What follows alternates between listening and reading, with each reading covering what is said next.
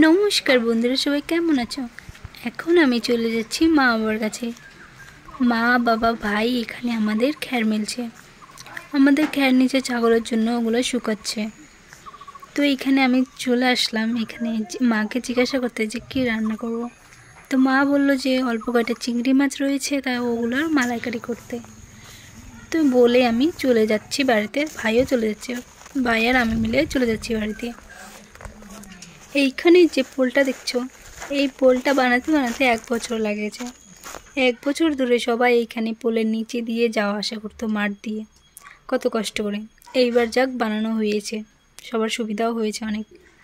তো এখানে আমি বাড়িতে এসে মালাইকারি বানানোর জন্য সব কিছু রেডি করে নিচ্ছি। এখানে নিয়ে নিলাম পেঁয়াজ, আদা, টমেটো, রসুন, ওইগুলো সব কিছুকে বাটা করে নেবো।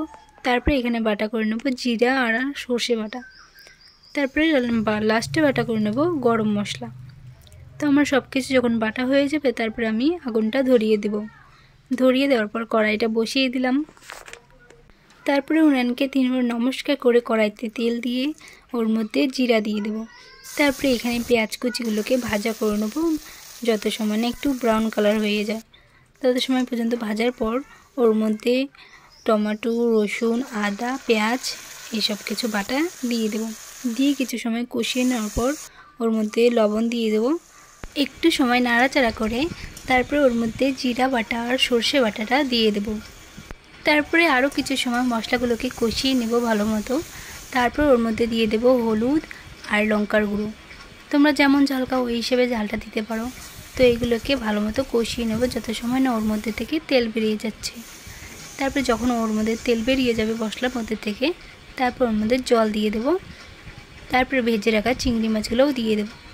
দিয়ে এগুলোকে ঢাকনা দিয়ে কিছু সময় রান্না করে নেব। এখন ঢাকনাটা উঠিয়ে দেখি ঝোলগুলো অনেকটা শুকিয়ে গেছে। তো ওর মধ্যে দিয়ে দেব গরম মশলা।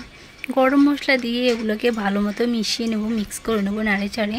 তারপর এগুলোকে ঢাকনা দিয়ে দেব। ঢাকনা দিয়ে 2-3 মিনিট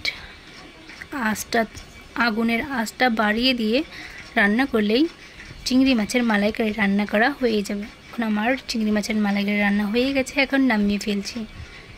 এইখানে আমি ডাল সেদ্ধ করে রাখছি, মসুরি ডাল। আর এইখানে তেল দিয়ে ওর মধ্যে মেথি আর পেঁয়াজ দিয়ে পেঁয়াজগুলোকে ভাজা ভাজা করে নেব। আর ডাল তো আগেই সেদ্ধ করা আছে লবণ হলুদ দিয়ে। তো এর মধ্যে শুকনো লঙ্কা আর পেঁয়াজগুলোকে লাল লাল করে একটু ভেজে নেব, ভেজে নিলেই হয়ে যাবে। তো এগুলোকে ডালের মধ্যে দিয়ে দেব অল্প অল্প করে উঠিয়ে। ডালের মধ্যে বেশি অর্ধেক তেলটা দিয়ে দেবো। আর ডালের কড়াইতে অল্প একটু তেল থাকবে, ওই তেলের মধ্যে লাস্টে দিয়ে ডালগুলো ছেড়ে দেব। ছেড়ে দিয়ে এখানে ঢাকনা দিয়ে উনানের আঁচটা বাড়িয়ে দিয়ে 3-4 মিনিট রান্না করলেই ডাল রান্না করা হয়ে যাবে। তো এখন আমার ডাল রান্না করা হয়ে গেছে, চিংড়ি মাছের মালাইকারি হয়ে গেছে। তোমাদের কেমন লাগছে আমার ভিডিওটা কমেন্ট করে জানিও। এখন আমার রান্না করা হয়ে গেছে, এখন আমি খাওয়ার জন্য সব কিছু রেডি করে বসে পড়লাম। তো এইখানে নিয়ে নিলাম ডাল আর হচ্ছে চিংড়ি মাছের মালাইকারি। তোমরা যারা যারা আমার চ্যানেলে নতুন এসছো তারা আমার চ্যানেলটাকে সাবস্ক্রাইব করে দেবে, লাইক করতে ভুলবে না। দেখা হচ্ছে নেক্সট ভিডিওতে, তত সময়ের জন্য বাই বাই।